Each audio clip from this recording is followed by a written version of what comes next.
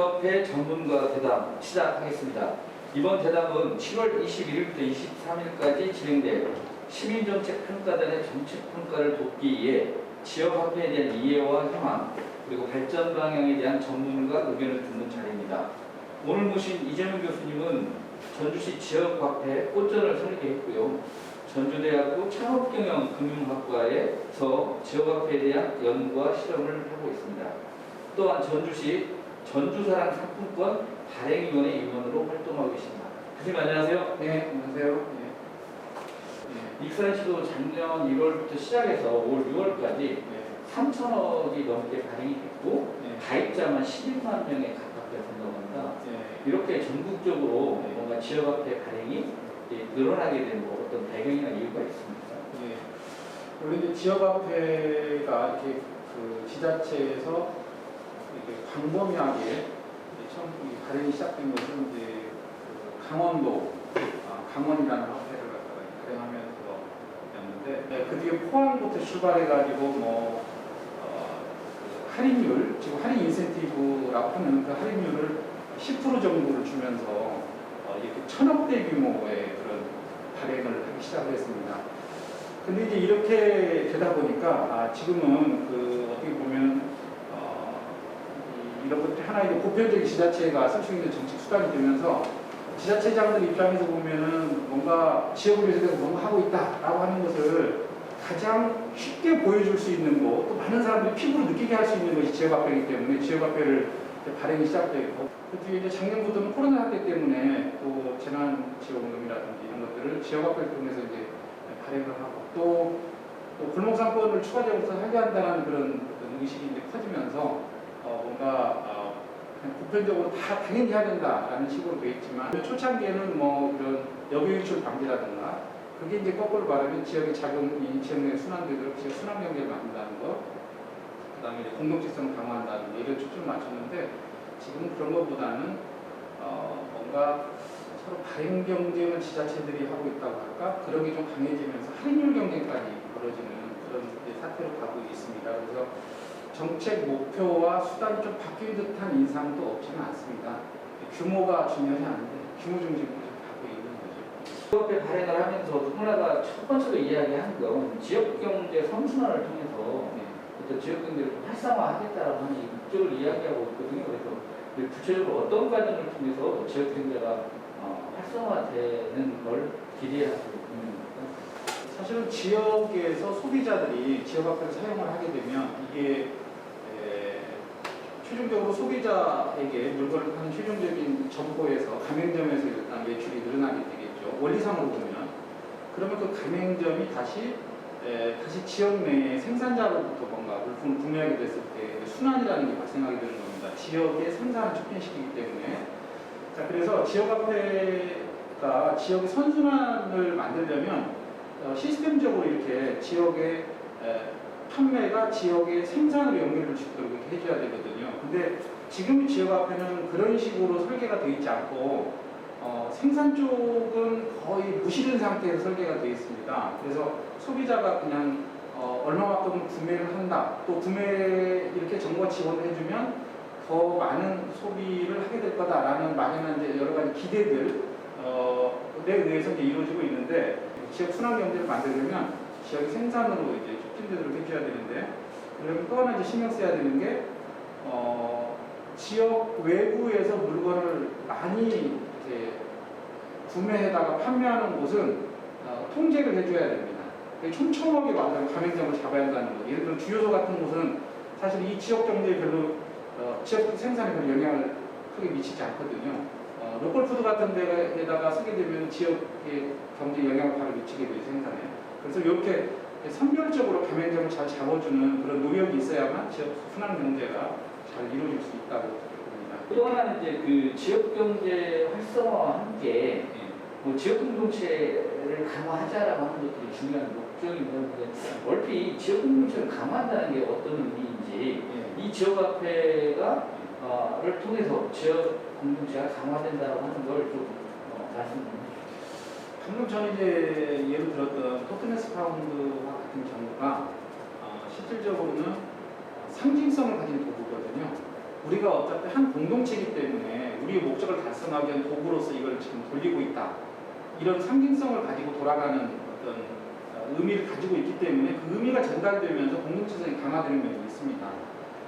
근데 이제 우리 같은 경우에는 초기에는 우리 지역사랑 상품권도 원래 이름이 고향사랑 상품권이었어요. 그때는 고향이란 말을 쓰면서 뭔가 지역 공동체라는 개념을 집어넣으려고 노력을 했었는데 실제 그 뒤로는 공동체라는 말을 뺐습니다. 사실 정부가 작년에 마련한 지역화폐 관련된 근거의 지원에 대한 근거 법률에서 보면 두 가지 목적, 경제 활성, 지역 경제 활성화하고 공동체 활성화 강화, 공동체 강화에 있다라고 되어 있지만 실적으로 지금 공동체 강화 쪽을 신경 쓰고 있는 곳은 글쎄요 거의 없다고 저는 이렇게 봐지거든요. 정부가 예를 들어 지자체가 가맹점을 그냥 우후죽순으로 다 인정해준다 하더라도 지역 주민들이 의식을 가지고 우리는 불목상권을 살려야 되겠다. 우리 지역 주민이니까 라든지 이런 방식으로 좀 더 지역의 생산에 촉진될 수 있는 분야로 자기가 소비를 갖다 의식적으로 해주면 되는데 그게 이제 공동체성이 기반되지 않으면 불가능하거든요. 그래서 공동체성은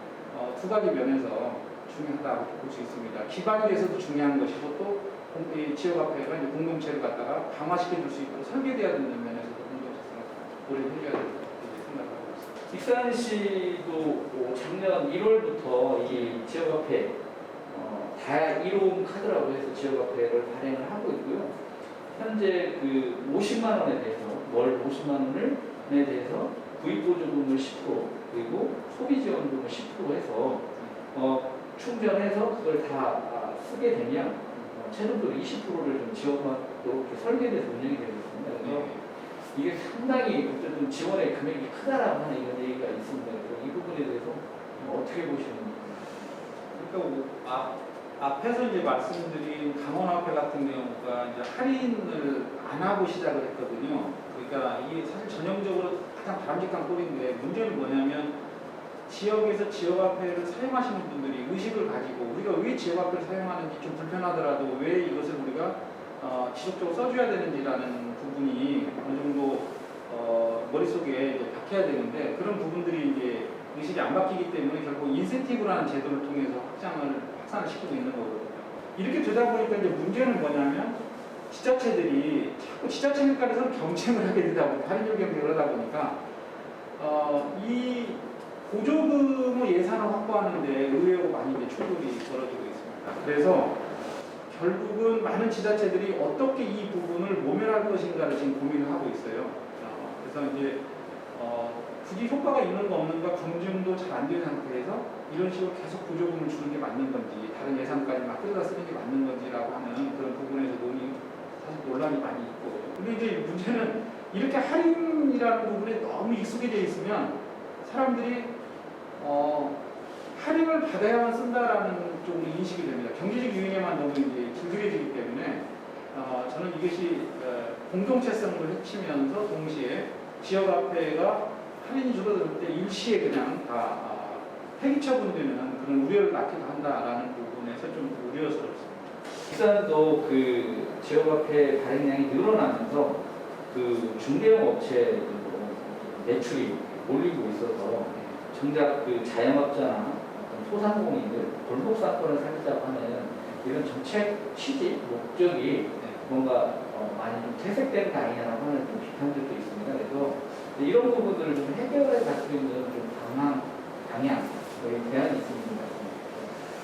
사실 이게 큰 지역화폐는 딜레마입니다. 왜 딜레마냐면 가맹점 입장에서 보면 뭔가 정부가 지원이 많이 들어오고 또 그럼으로써 매출이 늘어나야 되고 소비가 늘어나서 매출이 늘어나야 한다는 관점에서 접근을 하는데 가맹점 이렇게 지역에서 유통되는 지역화폐가 늘어나게 되면 그만큼 가맹점 숫자를 늘려야 되거든요. 지자체 입장에서는. 그러다 보니까 앞에서 말씀드린 것처럼 촘촘하게 의식적으로 이 지역의 생산에 좀 더 기여할 수 있는 또 정책 목적에 맞는 가맹점만 속아낼 수가 없어요.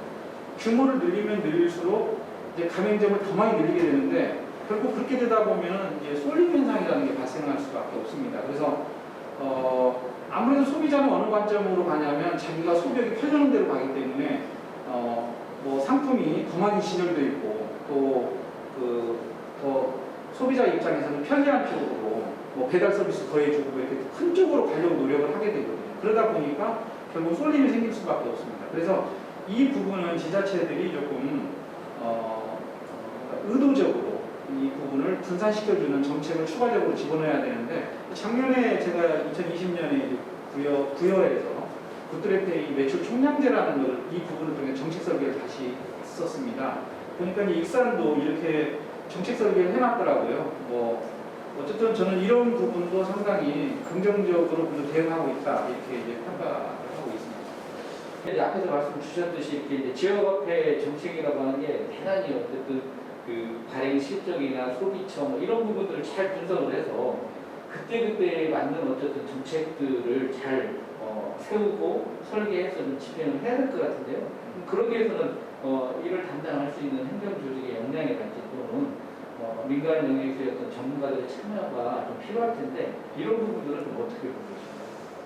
사실 제일 중요한 부분입니다. 제가 보기에는.